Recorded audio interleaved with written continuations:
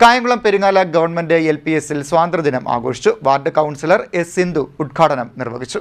Kayamkulam Peringala government LP സ്കൂളിൽ സ്വാതന്ത്ര്യദിനം വിപുലമായി ആഘോഷിച്ചു. Ward councillor S. സിന്ധു ഉദ്ഘാടനം നിർവഹിച്ചു.